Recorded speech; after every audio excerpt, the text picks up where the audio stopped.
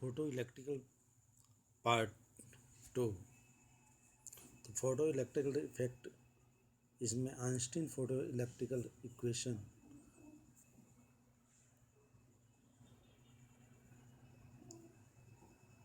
Photo electrical cell, type of photo electrical cell और application of photo electrical cell के बारे में बतलाया जाएगा।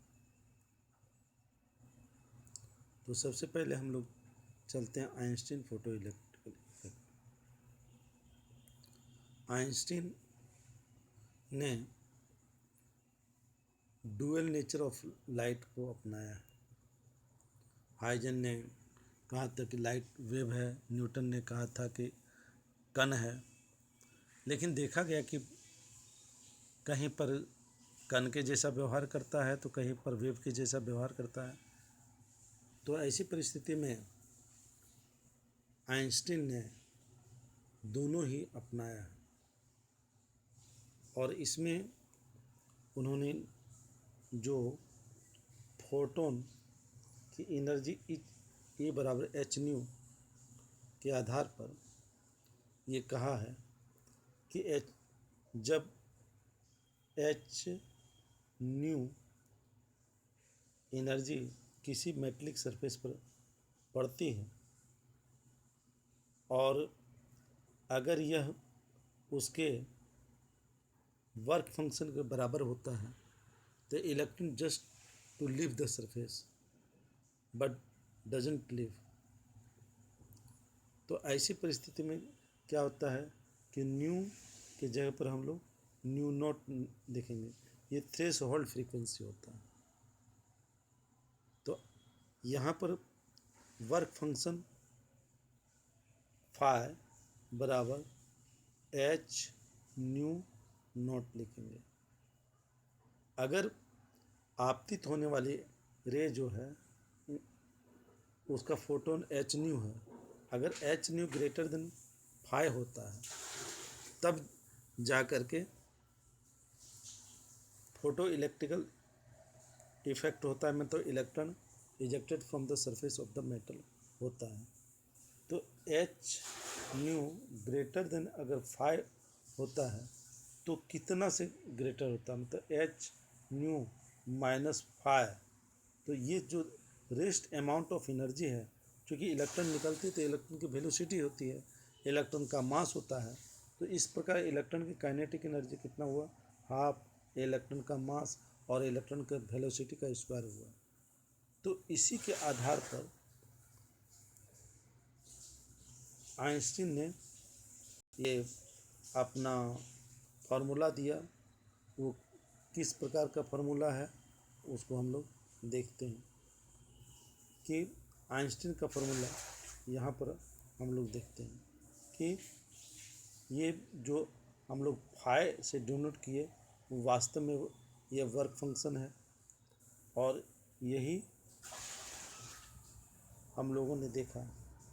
तो यहाँ पर एक चीज़ इसमें छपा हुआ गलती है, ये वास्तव में होगा H new minus new not.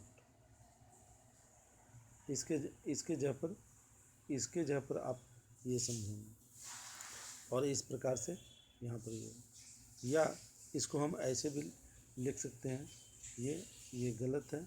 इसके जगह पर H new minus H new not लिखिएगा, एच न्यू नॉट।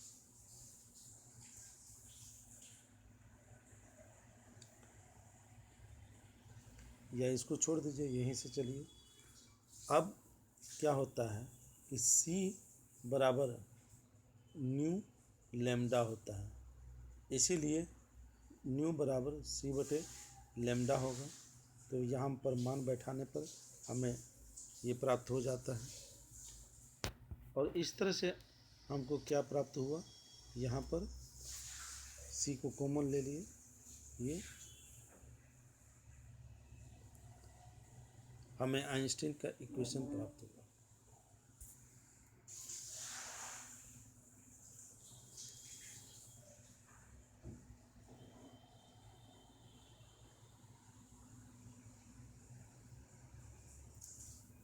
इसको हम लोगों ने पहले देख चुका है। चलिए अब यहाँ पर देखते हैं।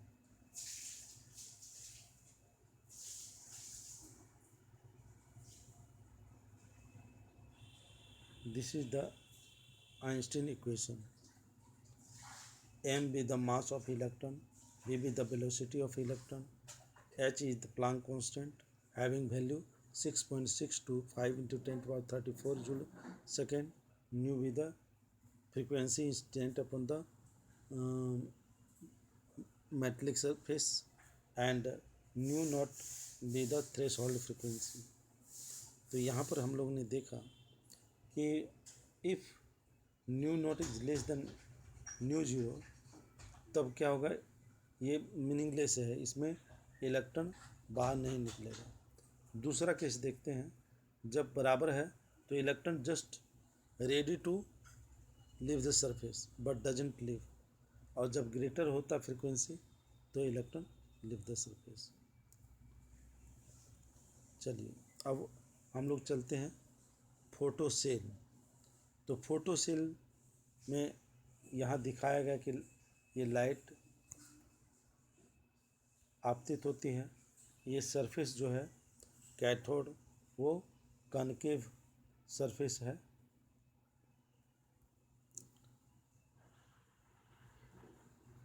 जब प्रकाश की किरण इस कॉनकेव सरफेस पर पड़ती है तो कॉनकेव सरफेस का जो फोकल सेंटर होता है ये एनोड है, इस पर इलेक्ट्रॉन आपतित होती हैं, और इस तरह से क्या होता है कि ये नेगेटिव टू पॉजिटिव, ये इलेक्ट्रॉन इधर से इधर यानी करंट प्लस से माइनस, तो ये सेल के जैसा व्यवहार करता है, जो कि फोटो मतलब लाइट के आधार पर काम कर रहा है, इसलिए इसका नाम पड़ा है फोटो इलेक्ट्रिकल सेल, यानी फोटो सेल जनरली हम लोग इसको कह सकते हैं।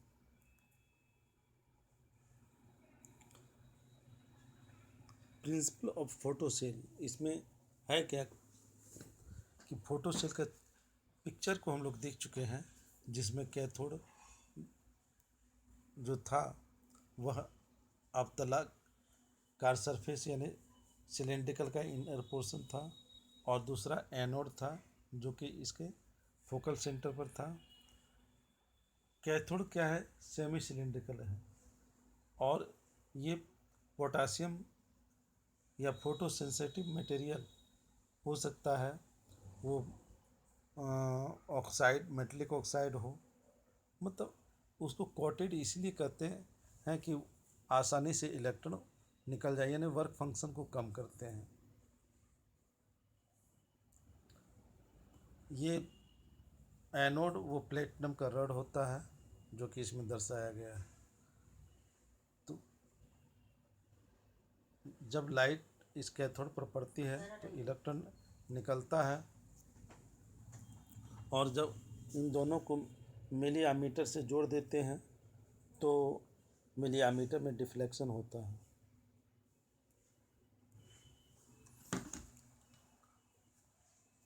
फोटो इलेक्ट्रिकल सेल 3 तरह के होते हैं, यहाँ पर दर्शाया गया है कि when light of particular frequency is allowed to fall on cathode of photocell, electron are emitted.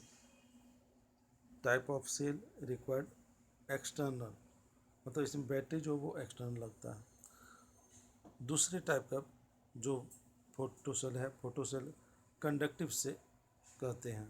In this case photo conductive cell, when light falls on the cell its resistance decreases and conductivity increases.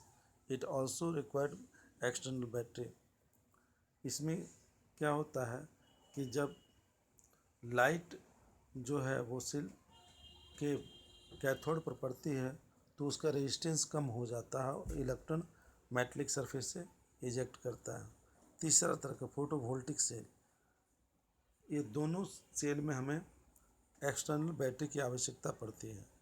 लेकिन photovoltaic cell में external battery की आवश्यकता नहीं पड़ती है।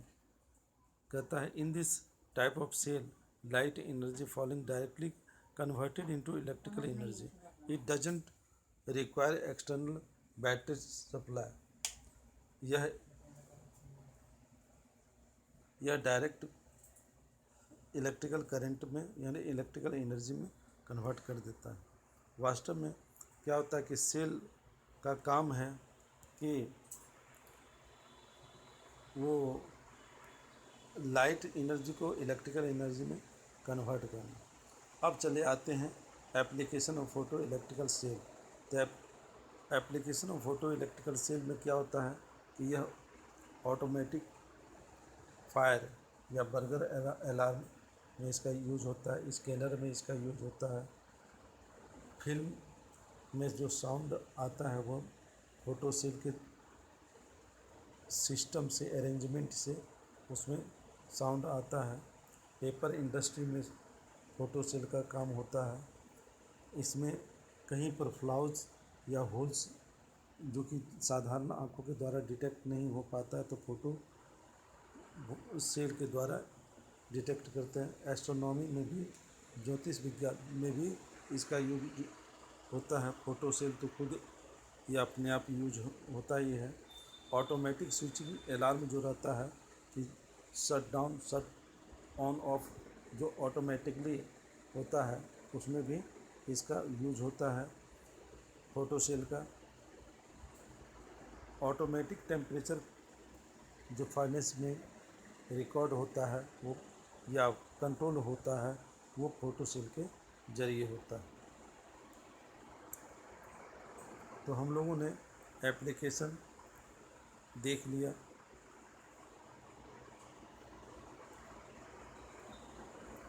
और Einstein का equation भी देख लिया, फोटो सेल की जानकारी भी हमें मिल गई। तो थैंक यू, धन्यवाद।